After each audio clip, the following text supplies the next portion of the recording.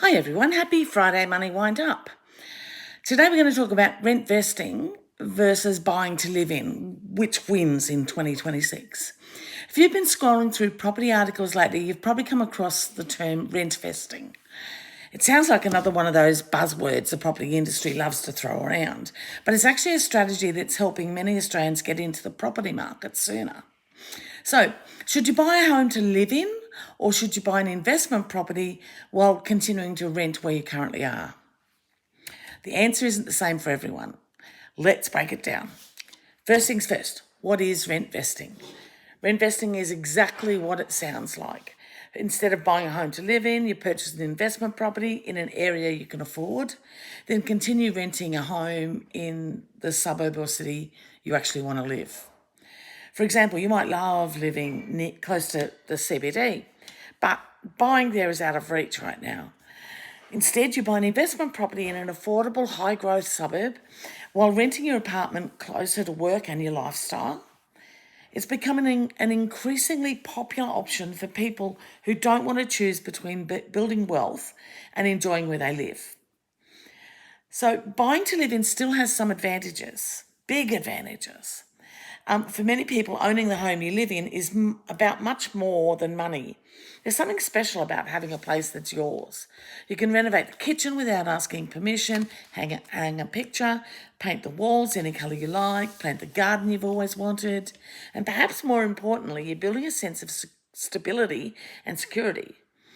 There are financial benefits too. Depending on your circumstances, you may be eligible for first home buyer assistance, and your family home is generally exempt from capital gains tax when you eventually sell, subject to the Australian tax laws, of course, and your individual situation.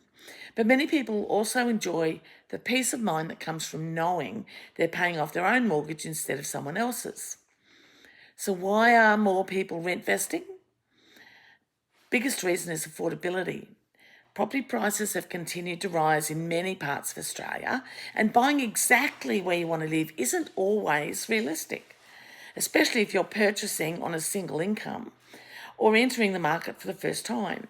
So rent vesting can allow you to enter the property market sooner, buy in an area with strong growth potential, choose a property based on investment fundamentals rather than lifestyle, and continuing to live close to work or family or schools, potentially benefiting from the rental income to help cover the mortgage.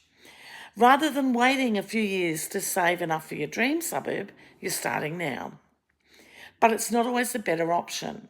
Like every financial strategy, rent vesting comes with trade-offs. You'll still be paying rent yourself, even while managing a mortgage.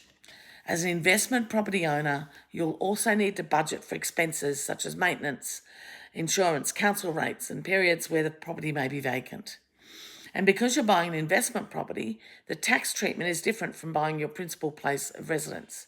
It's worth getting advice from a good accountant about how this applies to your situation.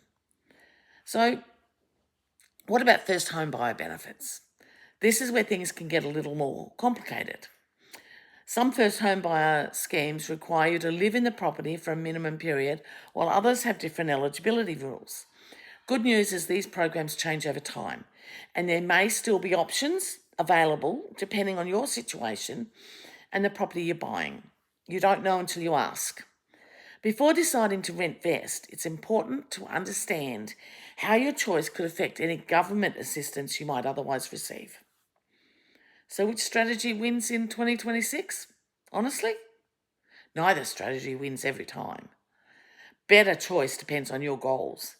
Buying to live in may suit you if you want long-term stability. You plan to stay in one location for several years. Home ownership is an emotional milestone for you. You want to personalise your home, or you're eligible for first home buyer assistance that fits your plans, or you're struggling to find a place to rent.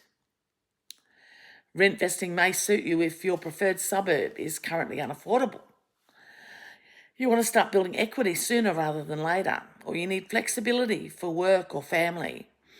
You're comfortable thinking about property as both a home and an investment, and you're focused on long-term wealth creation. Best decision is the one that fits your life now. It's easy to get caught up in headlines telling you there's only one right way to get a property. Reality is successful property owners have taken many different paths. Some bought the family home first, others started with an investment, some downsized before buying again, others waited till their 40s or 50s before purchasing their first home.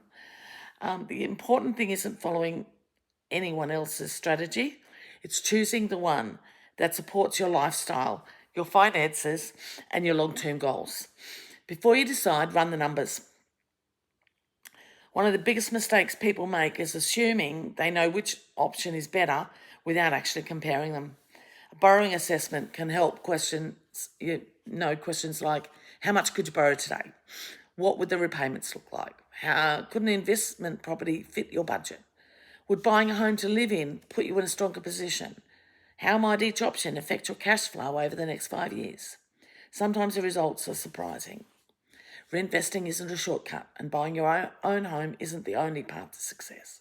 So both strategies can work well when they're matched to the right person and the right stage of life.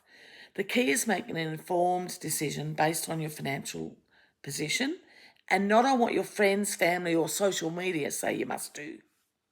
If you're unsure, don't guess. Conversation with a broker can help you compare your options and understand your borrowing capacity and create a plan that's tailored to your goals. Let's sit down, look at the numbers, and work out the approach that suits your life, not someone else's. Send me a message, give me a call. I'm here to help. Happy Friday Money Wind Up.